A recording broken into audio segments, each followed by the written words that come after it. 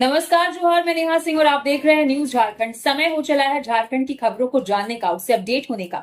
उससे पहले अगर आप न्यूज झारखंड चैनल पर नए हैं तो चैनल को सब्सक्राइब करके बेल आइकन प्रेस कर लीजिए, जिससे खबरों का अपडेट आपको मिलता रहे। तो चलिए जानते हैं आज शुक्रवार की सुबह से लेकर शाम तक की बड़ी खबरों। रामगढ़ में दर्दनाक सड़क हादसा, ट्रक पिकअप की भीषण टक्कर में 8 की मौत। बिहार जा रही ताशा पार्टी हुई हादसे का शिकार। झारखंड के रामगढ़ जिले में गुरुवार देर रात रामगढ़ बोकारो मुख्य मार्ग पर भीषण सड़क हादसे में 8 लोगों की मौत हो गई। रजरप्पा थाना क्षेत्र के लारी बरलौंग के पास कोयला लदे तेज रफ्तार ट्रक ने ओवरटेक के दौरान सामने से आ रही पिकअप को टक्कर मार दी। पिकअप में सवार सभी लोग बैंड ताशा पार्टी के सदस्य थे, जो बिहार में एक कार्यक्रम में शामिल होने जा रहे थे। हादसे में 7 लोगों की मौके पर ही मौत हो गई, जबकि एक घायल ने अस्पताल में इलाज के दौरान दम तोड़ दिया। मृतकों की पहचान अनोद कुमार, हेमंत कुमार महतो, पप्पू करमाली, पवन करमाली, अशोक डोम, शक्ति डोम, डेविड करमाली और मनीष कुमार के रूप में हुई है। सभी मृतक रामगढ़ के रजरप्पा क्षेत्र और हजारीबाग जिले के रहने वाले थे। मृतकों में 2 सगे भाई और एक ही परिवार के 3 सदस्य शामिल हैं। हादसे की सूचना मिलते ही स्थानीय ग्रामीणों और मुहर्रम जुलूस से लौट रहे लोग राहत कार्य में जुट गए। पुलिस ने सभी शवों को पोस्टमार्टम के लिए भेज दिया है। घटना के बाद बड़ी संख्या में ग्रामीण अस्पताल पहुंचे और मृतकों के परिजनों के लिए मुआवजे की मांग को लेकर रामगढ़ बोकारो मुख्य मार्ग पर विरोध प्रदर्शन किया। फिलहाल पुलिस और प्रशासन के अधिकारी मौके पर कैंप कर स्थिति पर नजर बनाए हुए हैं। गिरिडीह के तिसरी में ऑटो बाइक की टक्कर, 8 घायल, 4 साल के बच्चे समेत 2 की हालत गंभीर, बेहतर इलाज के लिए रेफर। गिरिडीह जिले के तिसरी गिरिडीह मुख्य मार्ग पर आज सुबह एक सड़क हादसा हो गया। गम्हारिया टांड स्थित इंडियन पेट्रोल पंप के पास शादी समारोह से लौट रहे लोगों से भरा एक ऑटो और बाइक की आमने सामने टक्कर हो गई। इस टक्कर इतनी भीषण थी कि ऑटो पलट गया। हादसे में बाइक सवार समेत कुल 8 लोग घायल हो गए। इनमें से 2 घायलों की हालत गंभीर बताई जा रही है, जिन्हें बेहतर इलाज के लिए रेफर किया गया है। घटना स्थल पर अफरा तफरी मच गई। स्थानीय लोगों ने तुरंत बचाव कार्य शुरू किया और गंभीर रूप से घायल 2 लोगों को दुर्घटनाग्रस्त ऑटो से ही अस्पताल पहुंचाया। खटपोक के मुखिया जानकी यादव और समाज सेवी प्रकाश यादव ने अपनी गाड़ी से अन्य घायलों को अस्पताल पहुंचाया, जहां चिकित्सकों ने उनका प्राथमिक उपचार किया। घायलों में ऑटो सवार 63 वर्षीय सहदेव हजाम, 4 वर्षीय प्रियांशु कुमार, कविता कुमारी और रिंकी देवी शामिल हैं। झारखंड में टीचरों को जय गुरुजी ऐप पर सिलेबस अपलोड करना होगा अनिवार्य, जेईपीसी ने दिया निर्देश। झारखंड शिक्षा परियोजना परिषद ने आदेश दिया है कि शैक्षिक सत्र 2026-27 में राज्य के सभी सरकारी शिक्षकों को जय गुरुजी ऐप पर अपनी कक्षाओं का वार्षिक और मासिक पाठ्यक्रम अपलोड करना होगा। शिक्षकों द्वारा अपलोड किए गए इस सिलेबस को स्कूल के प्रधानाध्यापक से मंजूरी मिलना जरूरी है, तभी इसे माना जाएगा। ये नियम राज्य के सभी 80 स्कूल ऑफ एक्सीलेंस और 325 प्रखंड स्तरीय आवासीय स्कूलों में कड़ाई से लागू किया जाएगा, ताकि पढ़ाई की समय पर और बेहतर निगरानी हो सके। इसके साथ ही शिक्षकों को ऐप पर रोजाना या नियमित रूप से ये जानकारी भी अपडेट करनी होगी कि उन्होंने कितना सिलेबस पढ़ा लिया है। इसके बाद स्कूल के प्रिंसिपल इस जानकारी की जांच करके ऐप के जरिए इसे अप्रूव करेंगे। जिला और प्रखंड स्तर के अधिकारियों को निर्देश दिया गया है कि वे सभी स्कूलों में इस नियम का पालन करवाएं, ताकि राज्य स्तर पर बच्चों की पढ़ाई की सही ढंग से समीक्षा की जा सके। बोकारो ट्रेजरी वेतन घोटाले की जांच अब अंतिम चरण में। बोकारो ट्रेजरी वेतन घोटाले की जांच अंतिम चरण में पहुंच गई है। वेतन घोटाले की जांच के लिए बनी उच्च स्तरीय समिति जल्द ही बोकारो जाएगी। उच्च स्तरीय समिति ने बोकारो ट्रेजरी से वेतन मद में हुई फर्जी निकासी से जुड़े दस्तावेजों की जांच पूरी कर ली है। दस्तावेज में मिले तथ्यों के आधार पर कुछ अधिकारियों का पक्ष जानने के लिए उनका बयान दर्ज किया जाना है। बयान दर्ज करने के लिए उच्च स्तरीय जांच समिति जल्द ही बोकारो जाएगी। समिति की ये दूसरी बोकारो यात्रा होगी। बोकारो ट्रेजरी घोटाले की जांच को अंतिम रूप देने से पहले उच्च स्तरीय समिति की एक बैठक स्थानीय स्तर पर होगी। इसके बाद मामले से जुड़े अधिकारियों का बयान दर्ज करने के लिए समिति बोकारो जाएगी। झारखंड में आकाशीय बिजली से 10 की मौत, राज्य में अब तक 58% कम बारिश, 4 जिलों में अलर्ट, 1 जुलाई तक बरसात की उम्मीद। झारखंड में मॉनसून दोबारा सक्रिय हो गया है, लेकिन मौसम का असर अलग अलग जिलों में अलग अलग दिख रहा है। बुधवार रात से गुरुवार शाम तक आकाशीय बिजली गिरने से 10 लोगों की मौत हो गई, जबकि पिछले 10 दिनों में वज्रपात से 20 से अधिक लोगों की जान जा चुकी है। मौसम विभाग ने पलामू, गढ़वा, चतरा और लातेहार के कुछ हिस्सों में गरज चमक के साथ बारिश, वज्रपात और 40 से 50 किलोमीटर प्रति घंटे की रफ्तार से तेज हवा चलने का येलो अलर्ट जारी किया है। वहीं गढ़वा, पलामू और चतरा के कुछ इलाकों में हीट वेव की भी आशंका बनी हुई है। मौसम विभाग के अनुसार 1 जुलाई तक राज्य के विभिन्न हिस्सों में बारिश की संभावना है। हालांकि 24 जून तक झारखंड में सामान्य 139.9 मिमी के मुकाबले केवल 58.4 मिमी बारिश हुई, जो 58% कम है। मौसम वैज्ञानिक अभिषेक आनंद ने बताया कि बंगाल की खाड़ी के ऊपर बने ऊपरी वायुमंडलीय चक्रवात और राजस्थान से पश्चिम बंगाल तक फैले मानसूनी ट्रफ के कारण राज्य में नमी बढ़ रही है। अगले 2 से 3 दिन में मानसून और मजबूत होने तथा जून के अंतिम सप्ताह से जुलाई के पहले सप्ताह के बीच अच्छी बारिश होने की उम्मीद है। रामगढ़ बोकारो मार्ग पर हुए सड़क हादसे पर सीएम हेमंत ने जताया शोक। रामगढ़ बोकारो मार्ग पर हुए भीषण सड़क हादसे पर मुख्यमंत्री हेमंत सोरेन ने गहरा दुख जताया है। उन्होंने सोशल मीडिया पर लिखा कि लारी बरलौंग के पास देर रात हुए सड़क हादसे में 7 लोगों की मौत की खबर बेहद दुखद है। उन्होंने मरांग बुरु से दिवंगतों की आत्मा की शांति और शोकाकुल परिजनों को इस कठिन समय में संबल देने की प्रार्थना की। गौरतलब है कि रजरप्पा थाना क्षेत्र के लारी बरलौंग के पास गुरुवार देर रात एक ट्रक और सवारी वाहन के बीच आमने सामने की जोरदार टक्कर हो गई थी। प्रारंभिक जानकारी के अनुसार सवारी वाहन में सवार ताशा पार्टी के सदस्य एक कार्यक्रम में शामिल होने जा रहे थे। इसी दौरान सीसीएल की तोपा कोलियरी से वैध कोयला लेकर धनबाद जा रहे एक ट्रक से उनकी वाहन की टक्कर हो गई। हादसे की सूचना मिलते ही रजरप्पा थाना पुलिस मौके पर पहुंची और घायलों को तुरंत अस्पताल पहुंचाया। जांच के बाद डॉक्टरों ने 7 लोगों को मृत घोषित कर दिया। पुलिस मामले की जांच में जुटी है। धनबाद में नकली नमक फैक्ट्री का भंडाफोड़, टाटा और पतंजलि ब्रांड के नाम पर हो रही थी सप्लाई। धनबाद के धनसार थाना क्षेत्र में पुलिस ने गुरुवार देर शाम कार्रवाई करते हुए गुरु नानक कॉलेज के समीप भूदा मुख्य मार्ग पर चल रही एक अवैध नकली नमक फैक्ट्री का भंडाफोड़ किया है। टाटा कंपनी के अनुसंधान पदाधिकारी अंजन कुमार की गुप्त सूचना पर थाना प्रभारी मनोहर करमाली के नेतृत्व में की गई इस छापेमारी में भारी मात्रा में डुप्लीकेट पैकिंग सामग्री, तैयार पैकेट और नकली नमक बरामद किया गया। इस मामले में पुलिस ने नामी ब्रांडों जैसे टाटा और पतंजलि के नाम का दुरुपयोग कर बाजार में नकली नमक सप्लाई करने के आरोप में फैक्ट्री संचालक शुभम अग्रवाल और उसके पिता को गिरफ्तार कर लिया है। प्रारंभिक जांच के अनुसार यह अवैध कारोबार न केवल नामी कंपनियों के ब्रांड का दुरुपयोग कर रहा था, बल्कि उपभोक्ताओं के स्वास्थ्य के साथ भी गंभीर खिलवाड़ था। फिलहाल पुलिस ने विभिन्न कानूनी धाराओं के तहत मामला दर्ज कर लिया है और जब्त सामग्री को जांच के लिए भेजा जा रहा है। इसके साथ ही पुलिस टीम अब इस पूरे नेटवर्क की कड़ियों को खंगालने में जुटी है, ताकि ये पता लगाया जा सके कि इस नकली नमक की सप्लाई किन किन क्षेत्रों में हो रही थी और इसमें अन्य कौन कौन से लोग शामिल हैं। रामगढ़ में मुहर्रम पर निकली छोटी ताजिया, युवाओं ने लाठी डंडे के करतब से दिखाया जोश। रामगढ़ में मुहर्रम के अवसर पर आज शुक्रवार को सोलिया, पलानी, उच्चारिंगा, पतरातू बस्ती, जयनगर गांव के लोगों द्वारा पारंपरिक श्रद्धा और उत्साह के साथ छोटी ताजिया के साथ जुलूस निकाला। जुलूस में बड़ी संख्या में विभिन्न गांव के लोग शामिल हुए। हाथों में धार्मिक ध्वज लिए लोग मातमी जुलूस के साथ शांतिपूर्ण ढंग से आगे बढ़े और पूरे मार्ग में भाईचारे और आपसी सौहार्द का संदेश दिया।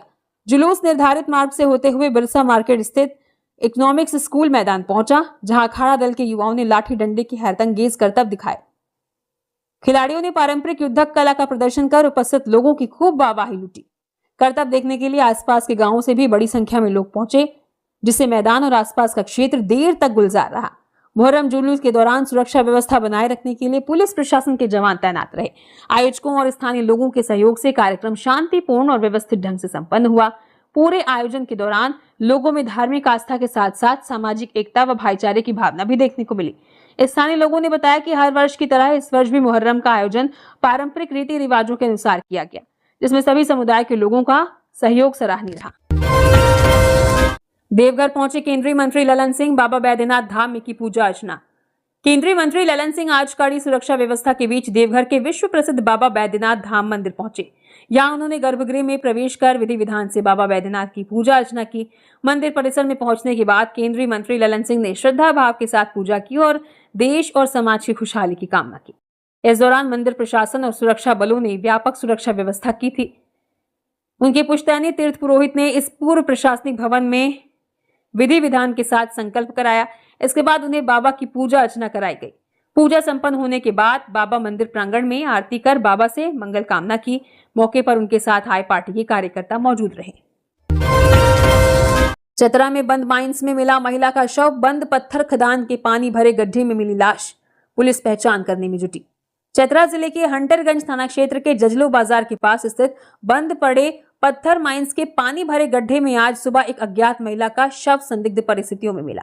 स्थानीय लोगों ने पानी में शव तैरता देख इसकी सूचना पुलिस को दी। सूचना मिलते ही हंटरगंज थाना प्रभारी प्रभात कुमार पुलिस टीम के साथ मौके पर पहुंची। पुलिस ने शव को पानी से बाहर निकालते हुए कब्जे में ले लिया और आसपास मौजूद लोगों से उसकी पहचान कराने का प्रयास किया, लेकिन काफी कोशिशों के बावजूद महिला की शिनाख्त नहीं हो सकी। घटना के बाद इलाके में सनसनी फैल गई और मौके पर बड़ी संख्या में ग्रामीण जुट गए। पुलिस हत्या और हादसे दोनों पहलुओं को ध्यान में रखते हुए मामले की गहन जांच कर रही है। बंद पड़ी खदान में शव मिलने से कई सवाल खड़े हो गए हैं और स्थानीय लोग इसे सुनियोजित हत्या की आशंका से जोड़कर देख रहे हैं। पुलिस ने आवश्यक कानूनी प्रक्रिया पूरी कर शव को पोस्टमार्टम के लिए भेज दिया है।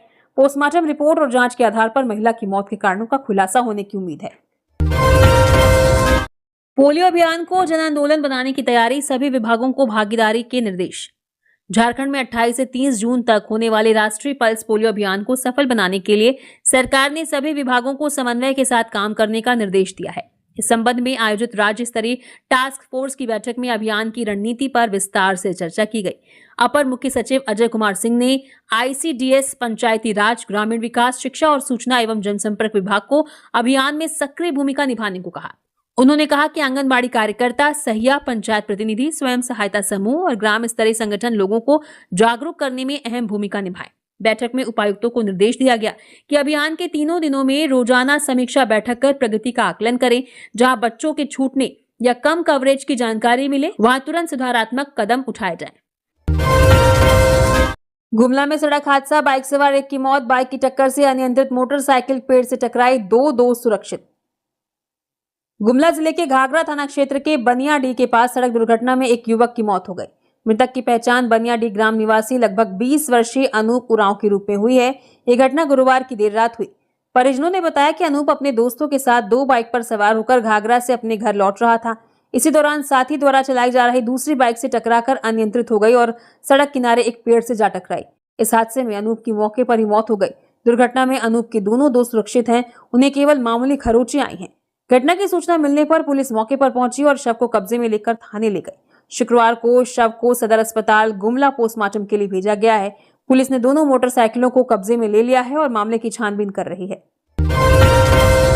हाईकोर्ट का निर्देश, 12 सप्ताह के भीतर 7वीं JPSC परीक्षा के दिव्यांग अभ्यर्थी की नियुक्ति की करे अनुशंसा। झारखंड हाईकोर्ट ने 7वीं सिविल सेवा परीक्षा में दिव्यांगों की सीटों को सही तरीके से न भरने के मामले में एक बड़ा फैसला सुनाया है। अदालत ने JPSC को आदेश दिया है कि वो 12 हफ्तों के भीतर याचिकाकर्ता सदानंद कुमार को नौकरी देने की सिफारिश करे। असल में इस परीक्षा में दिव्यांगों के लिए 7 सीटें रिजर्व थी, लेकिन JPSC ने सिर्फ 4 दिव्यांगों को ही इंटरव्यू के लिए बुलाया और उनमें से केवल 3 को नौकरी दी, जबकि बाकी बची 4 सीटें दूसरी कैटेगरी के लोगों को दी थी।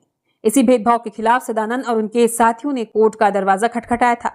सदानंद के वकील ने कोर्ट को बताया कि दिव्यांग कानून के नियमों के मुताबिक अगर किसी एक तरह की दिव्यांगता वाले उम्मीदवार न मिले तो उन सीटों को दूसरी तरह के दिव्यांगों को दिया जाना चाहिए, न कि सामान्य उम्मीदवारों को। सुनवाई के दौरान JPSC ने भी माना कि 4 सीटें खाली रह गई थी। कोर्ट ने देखा कि सदानंद कुमार के 580 नंबर थे, जो कि पास हुए एक अन्य दिव्यांग उम्मीदवार के बिल्कुल बराबर थे। इसलिए कोर्ट ने माना कि नियमों के तहत सीटों को आपस में बदलकर सदानंद को नौकरी का मौका मिलना चाहिए। ट्रक ने सड़क पार कर रहे व्यक्ति को रौंदा, हुई मौत, ग्रामीणों ने चालक को दबोचा। हजारीबाग के चौपारण थाना क्षेत्र के GT रोड स्थित ग्रामीण बैंक के समीप शुक्रवार को सड़क हादसा हुआ है। यहां तेज रफ्तार ट्रक ने सड़क पार कर रहे एक व्यक्ति को रौंद दिया, जिससे उसकी मौके पर ही मौत हो गई। मृतक के चौपारण पंचायत के बजरंग टोला निवासी रितलाल साहू के रूप में हुई है और वो बाजार में नींबू बेचते थे। हादसे के बाद घटनास्थल पर स्थानीय लोगों की भारी भीड़ जुट गई।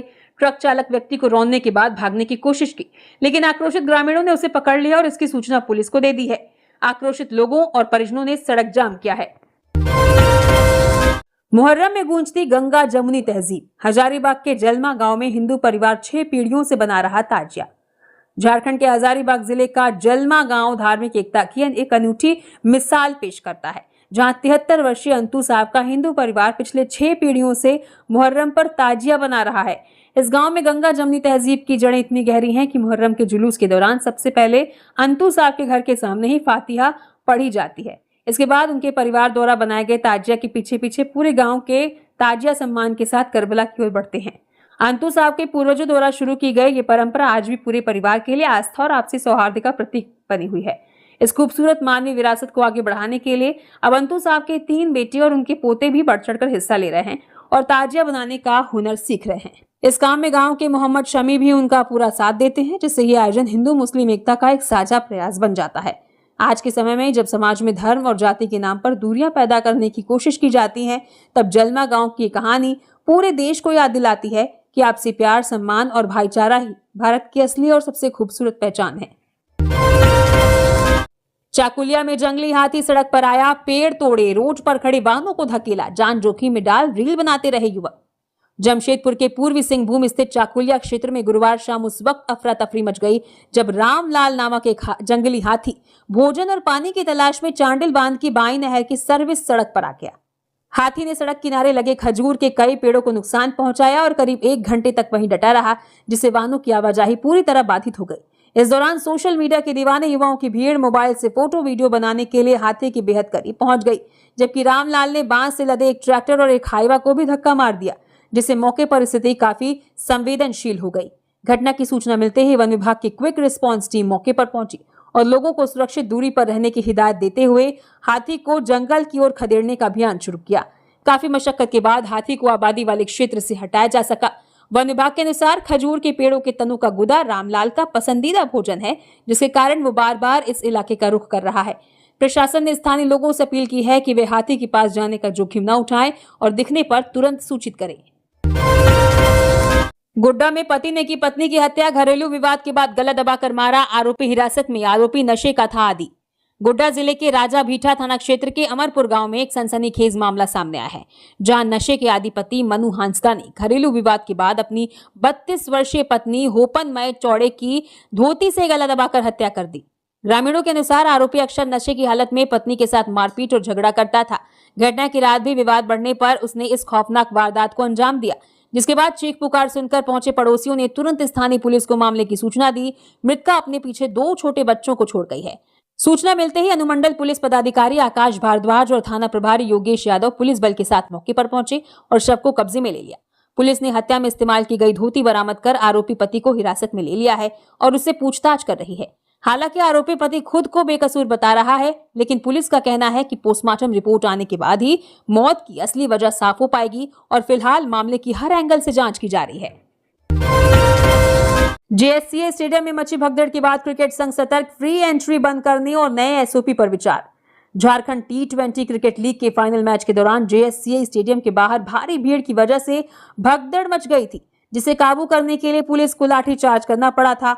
इस गंभीर घटना के बाद अब क्रिकेट संघ सतर्क हो गया है और भविष्य में ऐसी अव्यवस्था दोबारा न हो, इसके लिए एक सख्त नियमावली एसओपी बनाने की तैयारी कर रहा है। भविष्य में ऐसी स्थिति से बचने के लिए मैचों में फ्री एंट्री पूरी तरह बंद करने या सीमित कूपन एवं नाम मात्र का टिकट शुल्क लागू करने जैसे विकल्पों पर विचार किया जा रहा है, ताकि भीड़ को बेहतर तरीके से नियंत्रित किया जा सके।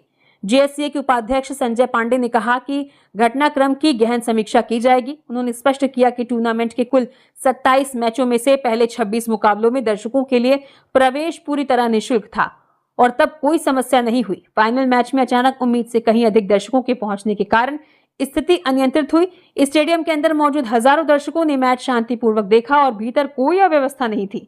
मुख्य समस्या एंट्री गेट्स के बाहर अचानक बढ़ी भीड़ के कारण पैदा हुई। सरकारी परिसरों में तंबाकू खाया थूका तो लगेगा 1000 रुपए का जुर्माना, खुली सिगरेट बैन। सरायकेला में तंबाकू के बढ़ते चलन को रोकने और सार्वजनिक स्थलों को स्वच्छ व नशा मुक्त बनाने के लिए जिला प्रशासन ने कमर कस ली है। राष्ट्रीय तंबाकू नियंत्रण कार्यक्रम NTCP के तहत उपायुक्त नीतीश कुमार सिंह की अध्यक्षता में आयोजित बैठक में कोटपा कानून को कड़ाई से लागू करने का फैसला लिया गया है। अब सरकारी परिसरों, स्कूलों और अस्पतालों के 100 मीटर के दायरे में तंबाकू का सेवन करने या थूकने पर 1000 रुपए तक का जुर्माना लगाया जाएगा। साथ ही जिले में खुले सिगरेट की बिक्री पर भी पूरी तरह रोक लगाने के निर्देश दिए गए हैं। बैठक को संबोधित करते हुए उपायुक्त नीतीश कुमार सिंह ने कहा कि जिले में सिगरेट एवं अन्य तंबाकू उत्पाद अधिनियम कोटपा 2003 तथा झारखंड संशोधन अधिनियम 2021 के प्रावधानों का कड़ाई से अनुपालन सुनिश्चित किया जाएगा।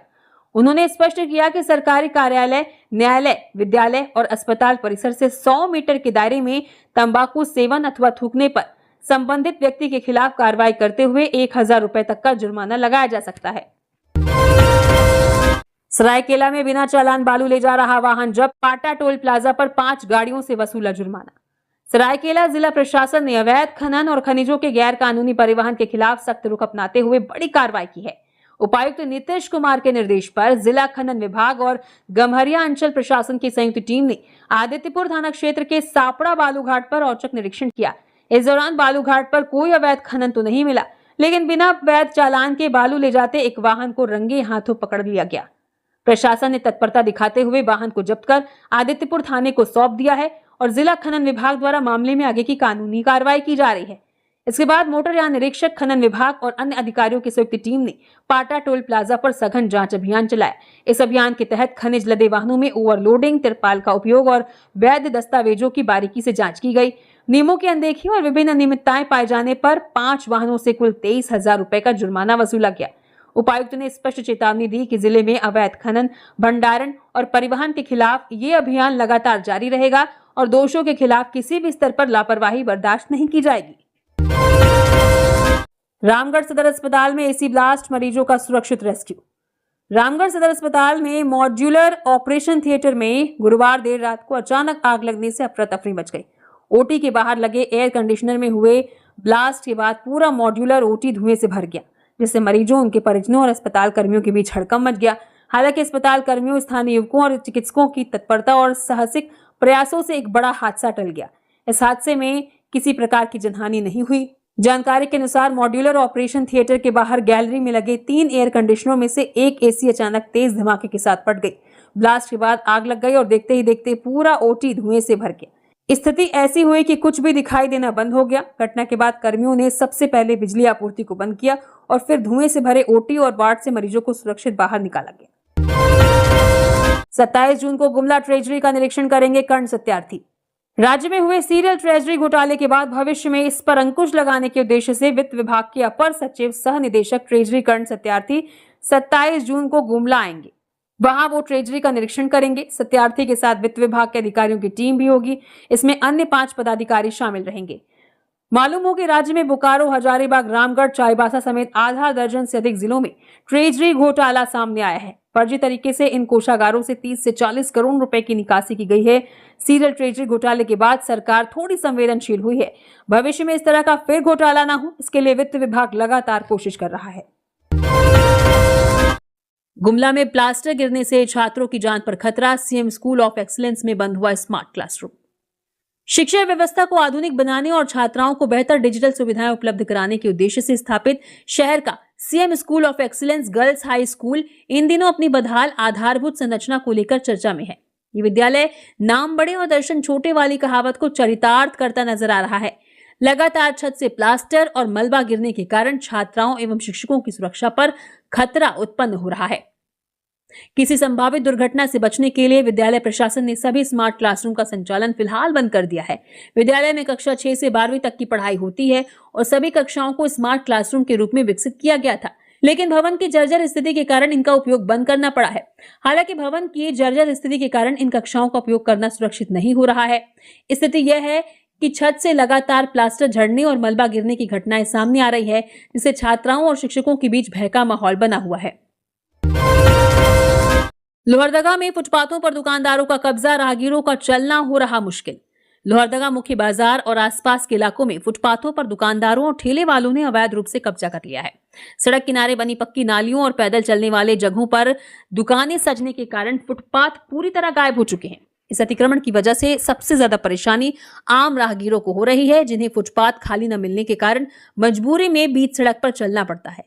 पैदल चलने वालों की सड़क पर आने से शहर में हर समय हादसे का डर बना रहता है और आए दिन ट्रैफिक जाम की स्थिति पैदा हो जाती है। स्थानीय प्रशासन द्वारा समय समय पर अतिक्रमण हटाओ अभियान तो चलाया जाता है, लेकिन कुछ ही दिनों बाद स्थिति फिर वैसी की वैसी हो जाती है। इस समस्या के पक्के समाधान न होने से लोग परेशान हैं और प्रशासन से सख्त कदम उठाने की मांग कर रहे हैं। कोडरमा में ट्रैक्टर चालक का शव मिला। चिकन खाने गया था चचेरे भाई के घर। सुबह पुरनाडीह नवादा पुल के पास झाड़ियों में पड़ी मिली लाश। कोडरमा जिले के नवलशाही थाना क्षेत्र में पुरनाडीह नवादा पुल के पास झाड़ियों से आज सुबह एक ट्रैक्टर चालक का शव बरामद हुआ। मृतक की पहचान बिहार के जमुई जिले के रजौन निवासी 44 वर्षीय सुनील यादव के रूप में हुई है।